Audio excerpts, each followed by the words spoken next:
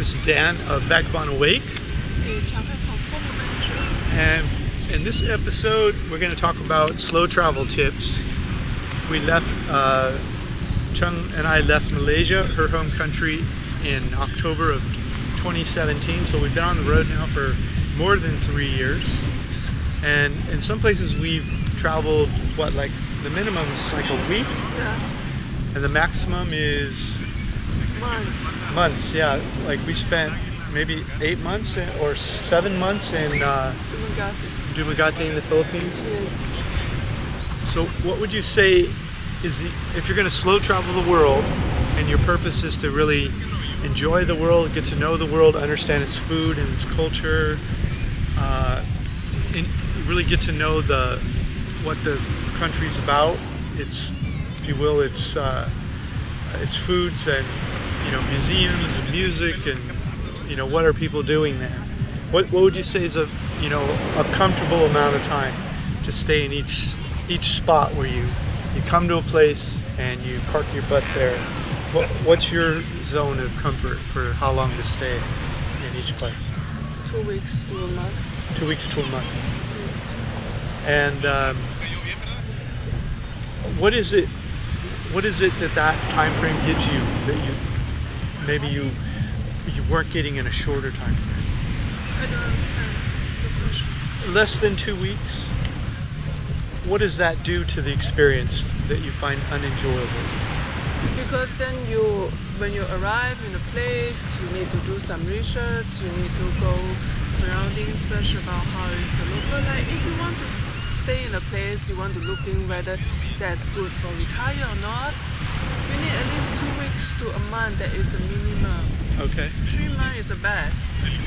And so, yeah, especially if you string them together. 3 months is the best? Yeah. Okay. So if you had 10 places you were thinking of retiring, would you try to spend 3 months in each? No, in that case I will stay about at least 1 month each. Yeah. If I like the place, then I will stay longer. So maybe stay in each one for 10 months, you go to each one for a month, and then you pick your top 2 or 3, and then maybe go to each of those for 3 months, yeah, to find out which is your very favorite? Yeah. Yeah, that makes sense. I like that. And then what about when you stay longer than a month? What does that do with the experience? What happens? What do you feel when you stay longer than a month? Maybe I pick out some guy in that place. Yeah? Yeah. Seems like if you pick out some girl in that place, you will stay longer. That is a reason for people to stay longer. Well, that's why you would stay longer. But let's say you're like you and I, and you're with someone, and you're staying in places 2 weeks to a month as you slow travel the world. After a month, what happens that makes you feel like maybe you've been there too long? No, I just feel that that's enough for me to find an interesting place that I like to go. Yeah. Good food that I like to go. Okay. Then I found everything, then that's all. I don't stay that long. I go to next city and find whether which one is my favorite. So I see. After that, I complete 10 months. Then it become my favorite to stay 3 months each or 6 months each or whatever. Yeah, yeah.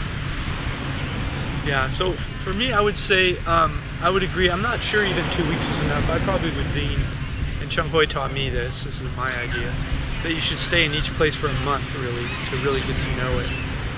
But if you have a lot of places you have to see before you make up your mind, if you stay a month in each, it would take you a couple of years to see it all. For me, that's not the end of the world. I wouldn't, you know, in fact, we've been traveling now 3 years, and I'm not ready to quit traveling. I mean, I want to keep seeing the world. I think if you start traveling and you start doing for 3 months to 6 months for a different place, I don't think you will find a place to settle down. You will fall in love with this idea and you just keep traveling. So that kind of goes against your earlier theory of where you go month, and then you spend 3 months. Because if you spend 3 months, you're saying that once you've done that much travel, you'll enjoy the idea of seeing the world rather than parking your butt in one place. Yes, definitely you will fall in love to that kind of travel. Yeah. You have a question? So why do you think underlying that question is this idea that people want to pick one place and stay there. Is that just what society did, and people picked one place because that's what their parents did and their grandparents, and that once we're two people, maybe other people are not the same as us, maybe they'll want to settle down after a while, but is it just, you think people want to stay in one place just because that they don't know another way, because they don't know about traveling the world, they haven't slow traveled?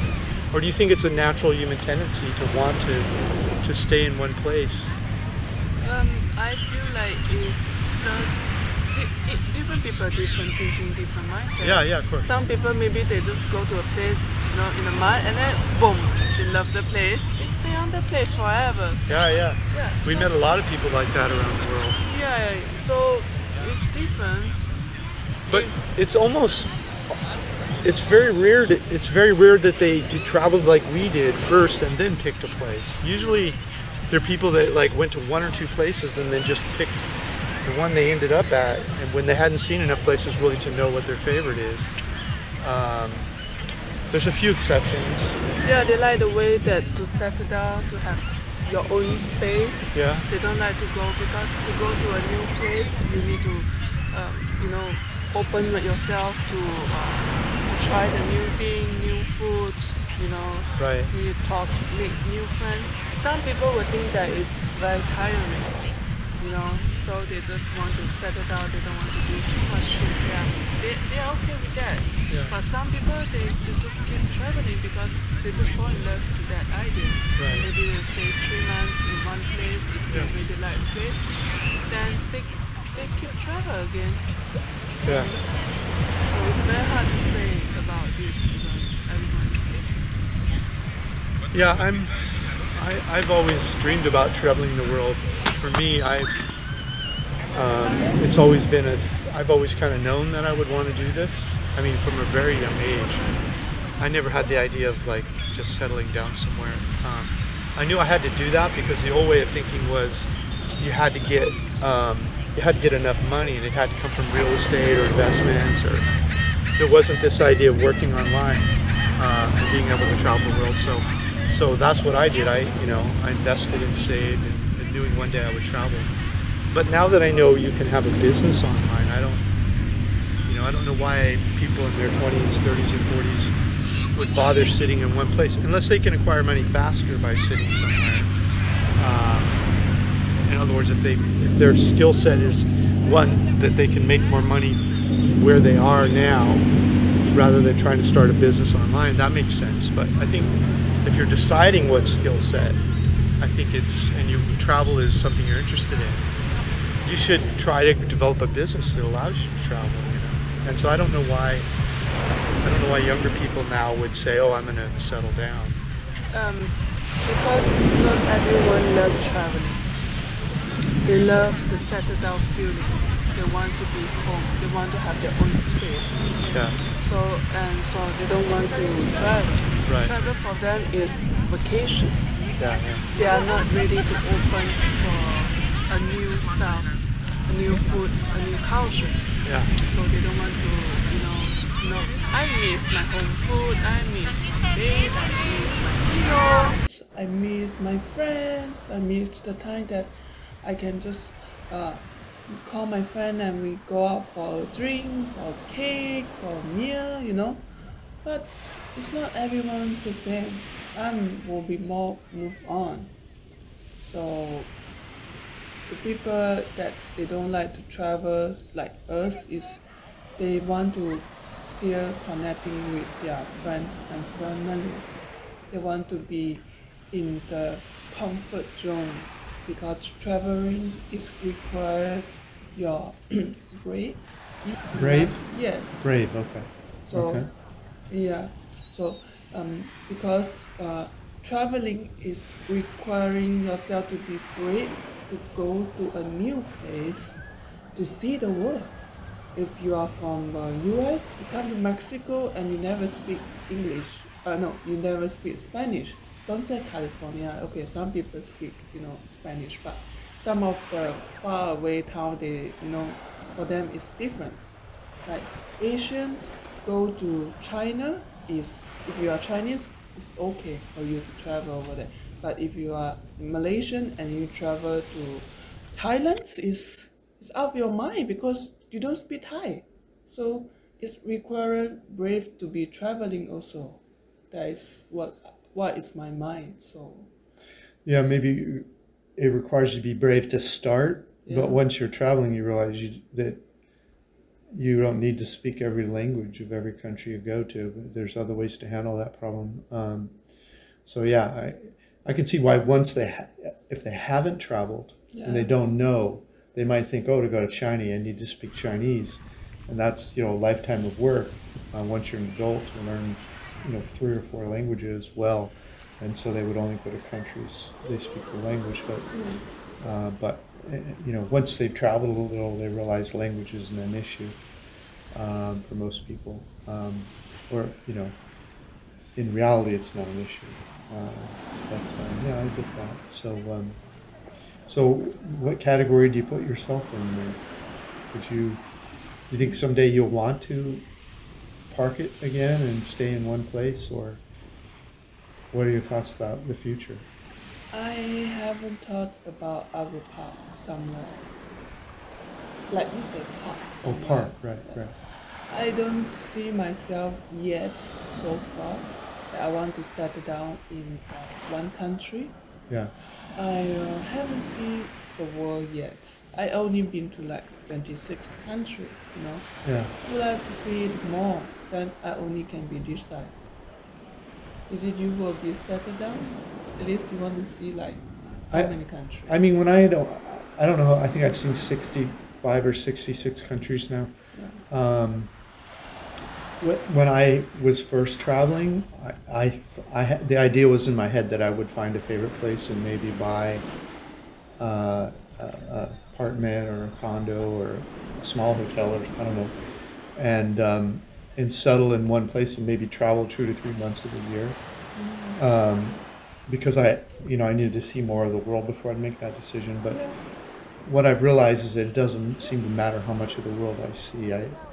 It's seeing the world that's more interesting to me than finding the perfect place to see, because places change all the time. Yeah. Like right now we're in a place that was one of my favorite places in the world, if not the favorite place in the world, but because the world changes and it's changed and it's gotten larger and more crowded, it's a place that if I had settled down back when I first fell in love with it, I guess it'd be 30 years ago now, I would, I wouldn't be as I would have missed seeing the world, and I would be in this place that has evolved in ways that I'm not as happy with as I would other places, and I think there's something about travel that's educational. Yes. The food, the culture, the language, the arts. And watching the societies in each of the cultures evolve as you come back, and seeing what direction they're going in. Are they staying more traditional, or are they becoming more modern? This kind of thing. I think just watching cultures develop itself is fascinating. And so I don't really see myself ever getting to the place where, while I'm mobile, maybe when it becomes difficult to walk or to do anything, that I'll want to pick a warm spot and just sit there. But while I have the capacity to be a mobile traveler and enjoy the world, I can see this continuing. And I don't see staying in any one place even more than 2-3 months per year. So I could see in the future having a spot that as I'm slow traveling the world, finding a spot I really like and staying for 2 or 3 months, and then before I move on to the next place.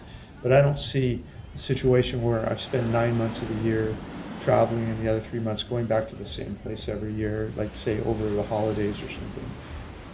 I see continually moving forward and exploring and rounding back around to places I've been before when slow travel just happens naturally that way. But I don't see having to go back, other than to visit family in the States.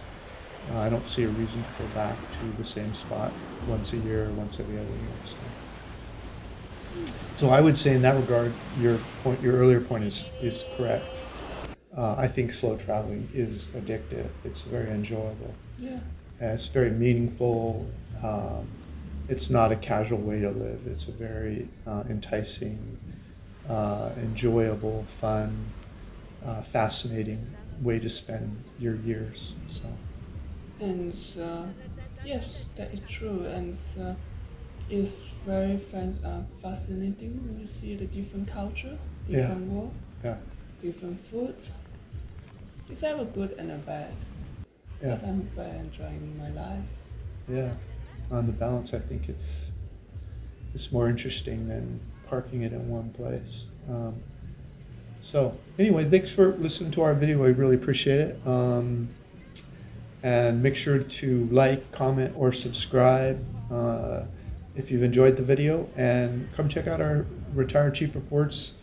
We have over 50 reports all over the world of some of our favorite places. And we also have an income course now if you're trying to figure out how to develop a business online that will pay you as you travel the world. Come check out our hobby income course. And make sure to subscribe to this channel and to Chang-Hoi's channel. And you'll find a link to her channel in the links in the notes below this YouTube video, along with all this other information. Thank you. Bye-bye. Take care.